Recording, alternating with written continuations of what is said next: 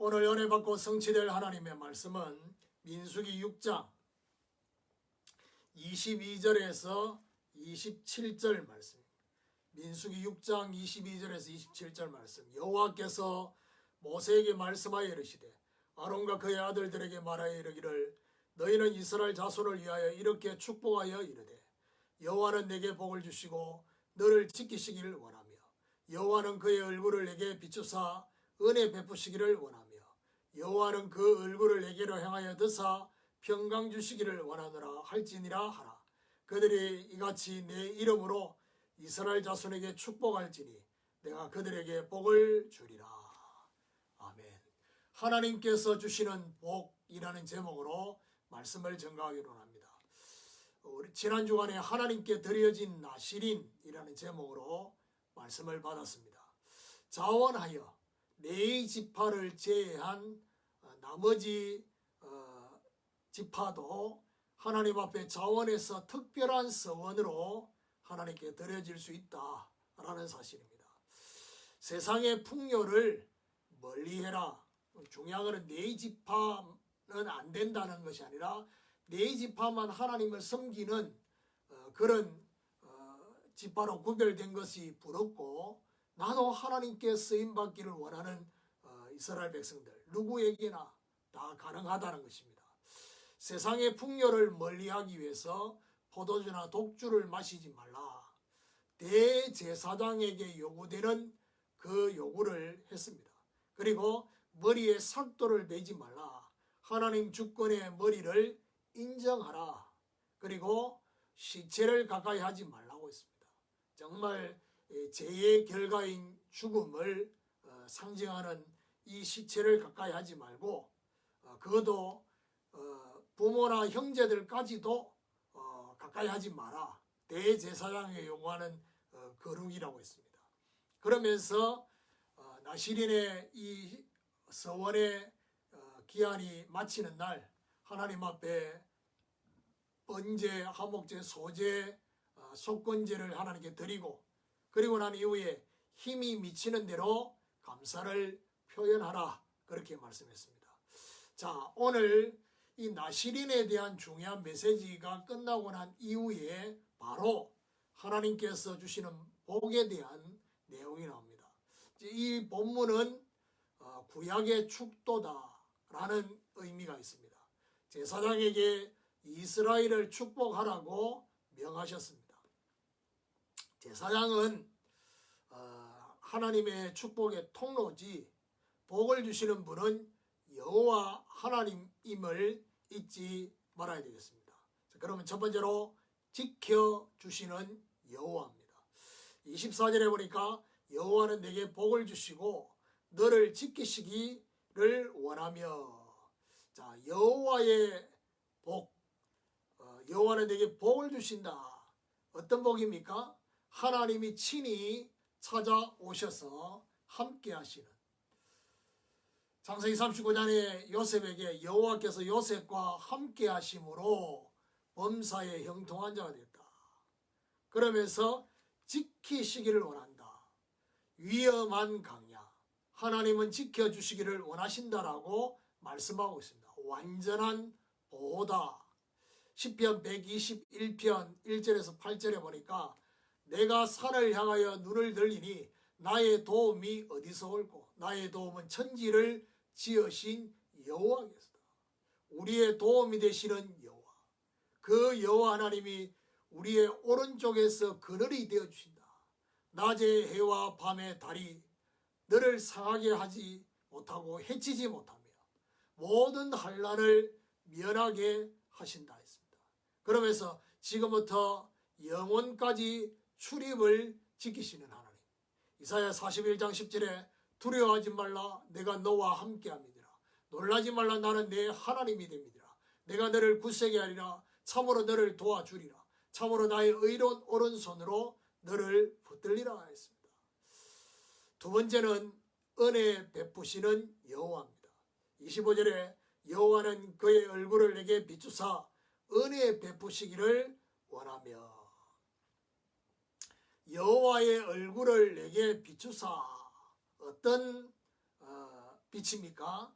창조의 빛, 영광의 빛, 생명의 빛을 우리에게 비추어 주시는, 얼굴을 내게 비추신다. 이 말은 무슨 말이죠? 하나님의 얼굴을 대면하도록, 이것이 바로 분이엘의 복입니다. 창세기 32장의 야복강에서 야곱이 주의 천사와 실험하고 난 이후에 그곳을 분이엘이라 했습니다. 분이엘이 뭡니까? 하나님의 얼굴, 하나님의 얼굴을 대면하는 복을 하나님이 주시는 것입니다. 여기 보니까 뭐라고 말하느냐? 그의 얼굴을 내게 비추사 은혜 베푸시기를 원하며. 은혜가 뭡니까? 자격이 없는 우리에게 베푸시는 은혜, 그저 주시는 하나님의 은혜를 말합니다. 에베소 1장 6절에 보니까 그저 주시는 하나님의 은혜, 구원을 우리는 은혜로 구원받았습니다. 너희가 그 은혜에 의하여 믿음으로 말미암아 구원을 받았으니 이것이 너희 난 것이 아니요 하나님의 선물이라. 결국 은혜 속에서 주시는 하나님의 사랑과 하나님의 능력, 하나님의 지혜. 우리가 아직 죄인 되었을 때 그리스도께서 우리를 위해 죽으심으로 하나님께서 우리에 대한 자기의 사랑을 확정하셨느니라. 바울이 뭐라고 말하면 내가 복음을 부끄러워하지 않으니 이 복음은 모든 믿는 자에게 구원을 주시는 하나님의 능력이 됩니다. 그러면서 로마서 11장 33절에 보니까 깊도다, 하나님의 지혜, 지식이 깊도다 했습니다. 은혜에 의하여 뭘 주십니까? 믿음을 주시는 것입니다. 이 믿음을 가지고 세상을 이길 수 있는 믿음까지도 주시는 것입니다. 요한일서 5장 4절에 보니까 세상을 이길 이김은 이것이니 우리의 믿음이니라 라고 했습니다. 자, 세 번째로 평강 주시는 여호와입니다. 26절에 여호와는 그 얼굴을 내게로 향하여 뜨사 평강 주시기를 원하노라 할지니라 하라.